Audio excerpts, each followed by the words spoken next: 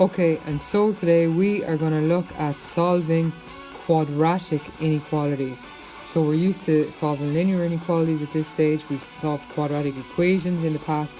So now we're going to marry the two methods together.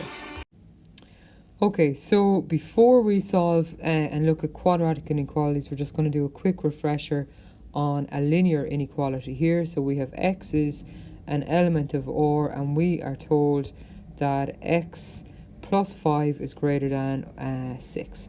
So here, as normal, I do my minus 5, they cancel, and so I have x is strictly greater than 1. So if I'm marking that on our number line here, because it's strictly greater than, I would have an open circle here, and then I shade in along the line to show that it's going in that direction, and my arrow shows it goes on forever in that direction. Okay, so that's what we're used to doing.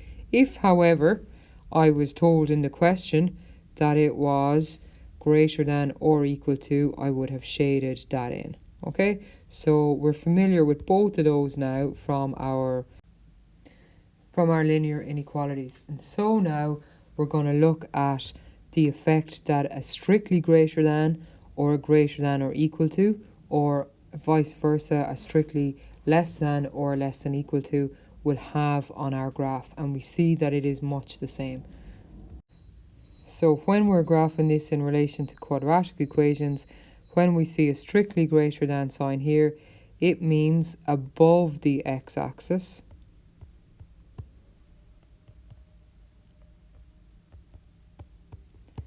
And so the same thing here, we will use an open circle when we're marking in that point. We'll see it in a second. Okay, when we have this sign, it means on or above. And again, it's always going to be the x-axis. Okay, and so when we have that, when we're marking in the points, it's going to be a shaded in circle. Okay, and then we have the exact opposite when it comes to the less than signs. Okay, so here we have it. When we have our less than sign, it means below the x-axis, and we have an open circle here. When we have our less than or equal to, it means that it's on or below the x-axis, and we shade it in. So in the exact same way that we did with our linear inequalities when it comes to representing both of these graphically. Okay, so that's the first very important thing for us to note down in our copies. Okay, so here in our terms of solving quadratic inequalities, it's a simple process. We first solve the quadratic as if it was an equation equal to 0. So we put it equal to 0 and solve the quad as if it's an equation. Our step 2, we decide if our coefficient of x squared,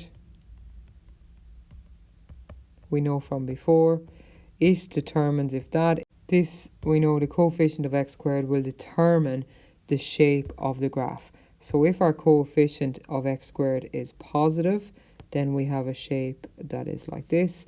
And we know if it's a negative coefficient of x squared, it's the unhappy shape like that. Okay, so that's the second thing. And then our third thing always is that we test it out. Okay, so let's look at two samples of this.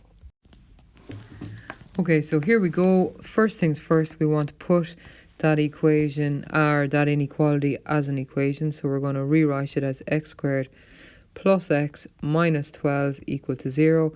And then we are going to solve. So here I have x and x. Two factors of 12 are 4 and 3. I know that this is a minus, which means that 1 is going to be plus, 1 is going to be minus. This number is positive, so the plus goes with our bigger number, and this is with our outer number. So that is equal to 0, which means I have x plus 4 is equal to 0, x minus is equal to minus 4. Okay. And then likewise over here, I have x minus 3 equal to 0, x is equal to 3. So the next thing that I'm going to do is to graph this here. Okay, so if we want to graph it here then, well, I know x is an element of R. I have my x and y axis. My y coordinates don't matter, so I'm not going to fill those in, but I've filled in -4 up as far as +4 on the x axis. Now, the important bit is this is a strictly greater than, which means when I draw in my mark here for my graph, I am going to draw in an open circle here at -4, and at +3 I am going to do the exact same thing. Now, I know that this is a positive shaped graph because that's a positive x squared. So here I know that it's going to cross something like this, okay? And so that's the shape of my graph. Now, so that's step 2, and step 3 is to test it out. So I want to know, is my graph in this area here, is x between these values, or is x outside of these values?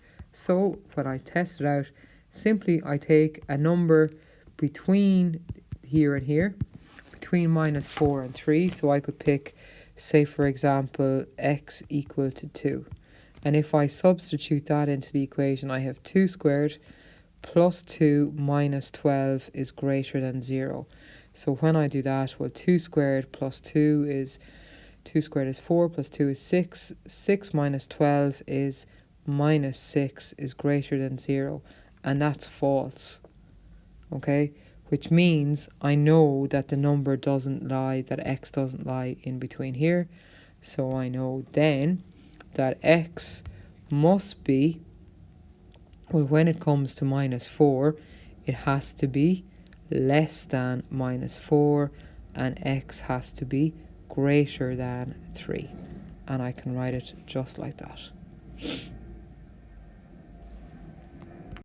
And so just the last part of it then is to just roughly shade in over here, so that here we are above the x-axis with our graph.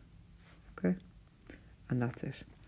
But so the important part is, if it's split like this, that I'm shading in on two separate things rather than where if I had been shading in here in between. When it's two separates, I'm going to write it as two separate inequalities. If it had been in between, I could have written it as one individual inequality. Okay, we'll look at another example. Okay, so here we are in this question, and we can see already that it's a little bit different in that we have a negative coefficient to our x squared.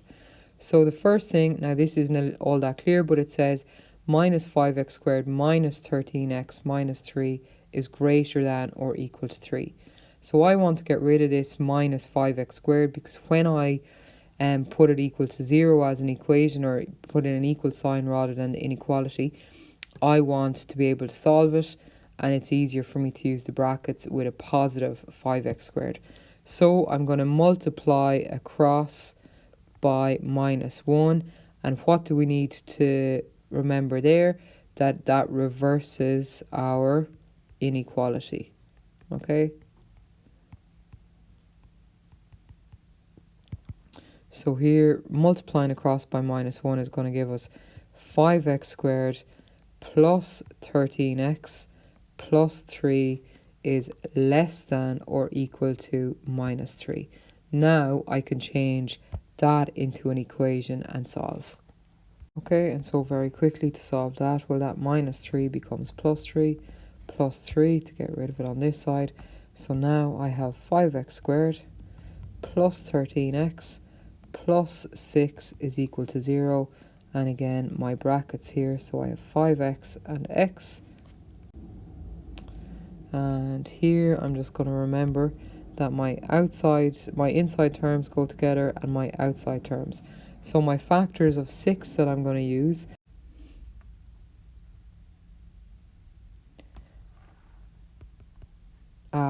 my factors are 3 and 2. So here 5 by 2 is 10 and 3 by x is 13. When we add them together, it's a plus sign. This is a plus over here at the 13. So I'm going to have plus here and plus here. So then putting each bracket equal to 0, I get 5x plus 3 is equal to 0, which means 5x is equal to minus 3, and so x is equal to minus 3/5. And here I have x plus 2 equal to 0, so x is equal to minus 2. Okay, so now I want to graph that. Okay, and so here I have my graph. I have my x-axis, the coefficients marked in, and so here x equal to minus 3/5. Well, that's going to be, here's minus 0.5, so minus 3/5 is going to be about here. But the interesting thing that I remember from this time is it was not as strictly than it was when we changed it, multiplied across by minus 1, it became less than or equal to 3. So here I'm going to have, instead of an open circle, a shaded in circle there at minus 0.6, and likewise here at minus 2, a fully shaded in circle. Now, so the next part here I have, well, when I multiplied across by minus 1, I made this equation positive, so I can still draw a positive looking graph here, which is going to be this way, for example. And so now then the last part is to test it out. So say for example here I could test out something like x equal to something that's between minus 3/5 and minus 2. So if I take x equal to minus 1, well, that gives me 5 times 1 squared plus 13 times 1 plus 3 is equal to, is less than or equal to minus 3. Okay. And so when we solve that, we get minus 5 here is less than or equal to minus 3, which is true. That's true. So minus 1 was between these two, so I can write that as one inequality. And so that one inequality becomes minus 2 is less than or equal to x, which is less than or equal to minus 3/5. Okay, obviously we can see again there x is between the two coordinates. And so the last thing left for us to do is to go back to our graph here and to shade in that area. Okay, that's where minus 1 lay, in between both of those. So that's exactly where x lies to. And so this is our final answer, one complete inequality. Okay, so that's two examples of how to solve quadratic inequalities. So we'll try some questions now. And just make sure that you have all these notes in your maths copy.